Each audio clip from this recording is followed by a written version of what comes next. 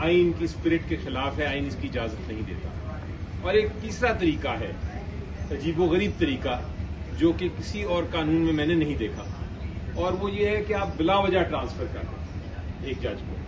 تو یہ جو تینوں جج صاحبان ہیں، ہمارا موقف یہ ہے، پی ٹی آئی کا موقف یہ ہے، میں نے اور بیرسٹر گور صاحب نے موقف یہ بڑے زور و شور سے آج بیان بھی کیا، اور اس موقف کو چیف جسٹس صاحب نے اپنا کچھ دن پہلے خط میں بھی ذکر کیا، اور وہ موقف یہ ہے کہ آپ کسی کو بلا وجہ ٹرانسفر نہیں کر سکتے، یعنی کوئی وجہ نہ دیں، کوئی ہیئرنگ نہ دیں، اس کو سنیں نہ اور اس کو ٹرانسفر کر دیں، اٹھا کے ایک کورٹ سے کہیں اور لے جائیں۔ آئین یہ نہیں سوچتا، آئین اس کی اجازت نہیں دیتا۔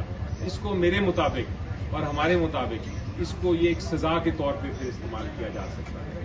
کل کو کوئی بھی چیف جسٹس آئے گا، وہ کوئی پسند نہیں کرتا کسی جج کو تو بلا وجہ ٹرانسفر کر دے گا، اس کو ہم سمجھتے ہیں سزا ہے، اور اس لیے ہم سمجھتے ہیں کہ اس کی وجوہات دینی پڑتی ہیں آپ کو ٹرانسفر سے پہلے۔ ہم اس کو اس لیے اپوز کر رہے تھے کہ اگر یہ ایسا ایک پریسیڈنٹ بن جائے، ایسا ایک فیصلہ ہو جائے کہ اس میں آپ ٹرانسفر کر سکیں کسی بھی جج کو کسی وجہ کے بغیر، تو یہ عدلیہ کو بہت بڑا نقصان پہنچائے گا۔ عدلیہ یہ کیا بات ہے آپ نے کی؟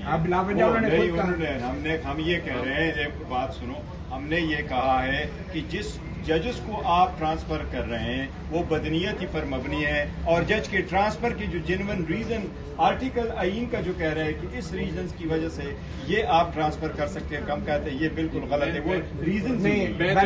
آپ نے کہا بلا وجہ بدنیتی نہیں ہے۔ نہیں، میں نے یہ نہیں کہا، میں نے کہا تین چیزیں ہو سکتی ہیں۔ نہیں، آپ کے نزدیک یہ بدنیتی ہے یا نہیں ہے؟ میرے نزدیک تو دیکھیں یہ غیر قانونی اس لیے سمپلی کہ آپ نے بدنیتی ہے یا نہیں ہے؟ جواب ہی آپ نے ریزن ہی نہیں دیا، آپ نے کوئی جب وجہ نہ دیں تو اس سے زیادہ بدنیتی کیا ہو سکتی ہے؟